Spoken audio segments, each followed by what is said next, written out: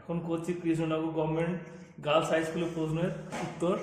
তোমরা দেখো কি করে করি। প্রথমে একটা প্রশ্ন আছে যে 75 টাকা 20% এবং 60 টাকা 24%, এদের মধ্যে কোনটা বেশি? দেখো কি করি। একের দাগের একেরটা বলেছে 75 টাকার, টাকার মানে জানি এর মানে গুণ করতে হবে। 75 টাকার 20%, আর একটা কত আছে না 60 টাকার কত 24%। তা তুলনা করি। 75 টাকার 20% মানে 75 × 20/100। এই তো বস 60 টাকা 24% 60 × 24/100। তো দেখ কাটাকাটি দেখ বস, এটা কেটে গেল। 5 দিয়ে গেলে 5 15 75, এটা 5 দিয়ে গেলে 5 2 10, 2 এর সঙ্গে 2 কেটে গেল। তাহলে এখানে উত্তর আসছে কত 15।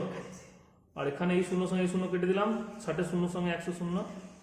তারপর দেখো যদি 2 দিয়ে কাটা হয়, 2 দিয়ে কাটলে এটা 2 5 এ 10, এটা যদি 2 দিয়ে কাটি 2 3 6, তাহলে 24 × 3 মানে হচ্ছে 72, 72/5। এটা যদি আমরা ভগ্নাংশ দশমিক ভগ্নাংশে করি তাহলে আসবে কত না, আমরা দেখেছি 5 1 এ 5, 5 4 20, 5 4 20, তাহলে 14.4 আসছে।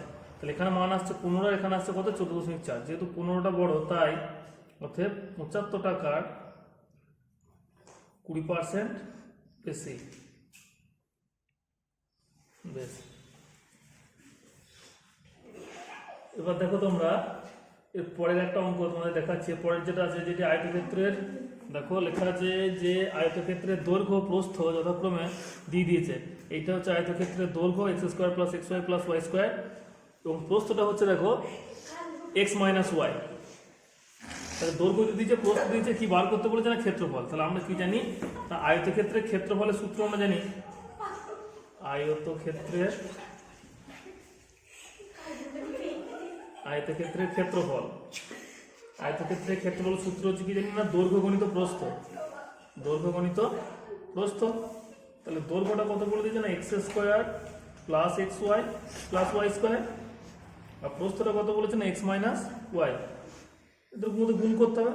তাহলে কি হলো x - y এর সাথে কার গুণ আছে, x² + xy + y² এর গুণ আছে।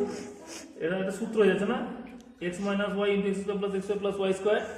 কার সূত্র হচ্ছে না x এর কিউব মাইনাস y এর কিউবের সূত্র। অর্থাৎ ক্ষেত্রফলটা কি হলো, আয়তক্ষেত্রের ক্ষেত্রফলটা হলো x এর কিউব মাইনাস y এর কিউব। তারপরে 3এরটা দেখো, 3এর কোশ্চেন আছে এখানে যে 5 টাকা 2 টাকা আর 50 পয়সা কয়েনের মূল্যের অনুপাত কত? কিসের অনুপাত না মূল্যের অনুপাত। তাহলে 5 টাকা মানে আমরা কি জানি, পরের অঙ্ক হচ্ছে 3এরটা। 5 টাকা মানে আমরা জানি পয়সা করতে গেলে প্রায় পয়সা করতে গেলে 100 দিয়ে গুণ, 5 × 100 মানে 500 পয়সা।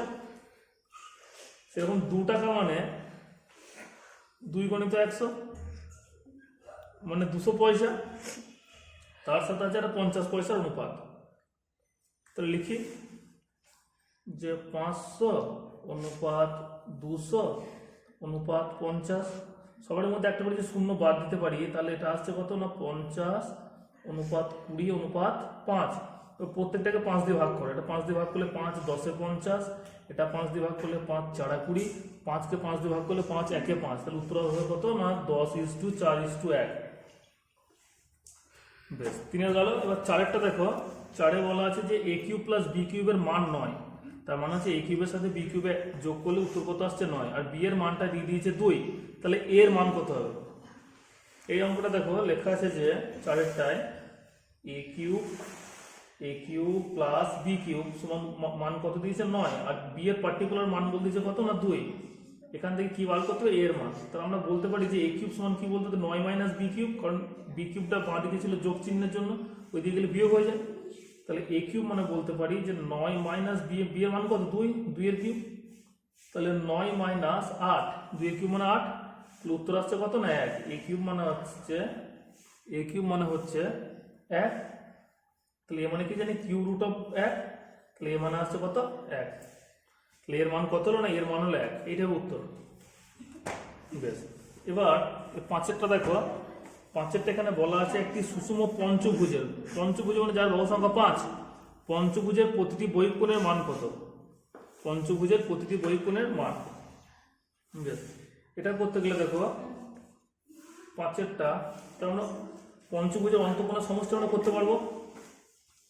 অন্তঃকোণের সমষ্টি আমরা জানি কি না, অন্তঃকোণ হয় 2 × n-2 × 90, এটা জানি অন্তঃকোণের সমষ্টি সূত্র।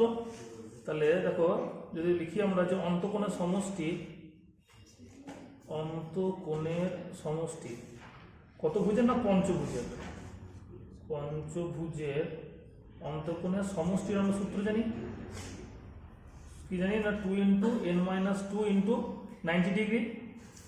তাহলে হচ্ছে 2 × n এর মান হচ্ছে 5, যেহেতু পঞ্চভুজ এর মানে কত 5, তাহলে 5 - 2 × 90, তাহলে আসছে কত 2 গণিত 5 থেকে 2 বাদ দিলে হচ্ছে 3 গণিত 90, তাহলে 3 দুগুণে 6 × 90, 6 × 9 = 54, মানে হচ্ছে কত 540 ডিগ্রি। অতএব বহিঃ কোণ মান হবে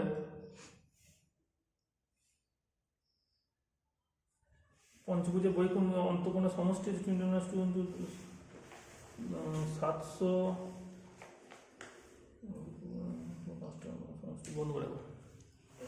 দেখো এইটা তারপর থেকে এটা কি হচ্ছে না, আমরা জানি যে বহিঃ কোণ বার করতে গেলে অন্তঃকোণ প্লাস বহিঃ কোণ মানে কত জানি না, আমরা 180 ডিগ্রি জানি। তাহলে 5 × 180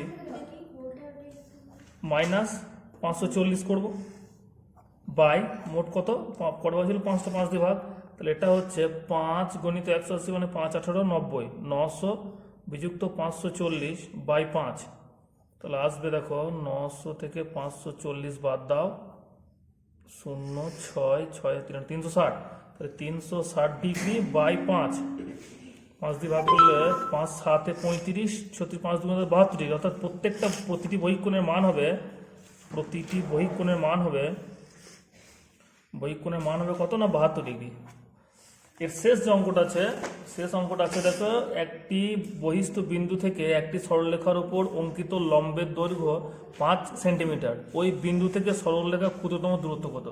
আচ্ছা, ক্ষুদ্রতম দূরত্ব মানেই কিন্তু লম্ব দূরত্ব, ক্ষুদ্রতম দূরত্ব মানেই কিন্তু হচ্ছে লম্ব, মানে একটা সরলরেখা আছে, সেই সরলরেখার বাইরে একটা বিন্দু আছে অঙ্কিত লম্ব, এখানে যেটা বিন্দু থাকে অঙ্কিত লম্ব মানে এইটাই হচ্ছে 90 ডিগ্রি কোণ, তাহলে এইটাই হচ্ছে তার সবচেয়ে ক্ষুদ্রতম দৈর্ঘ্য। এবার এই দৈর্ঘ্যটা যদি 5 সেন্টিমিটার বলে দেওয়া থাকে, তাহলে উত্তরটা কিন্তু তোমাদের বলাই আছে এটা হবে 5 সেন্টিমিটার উত্তর।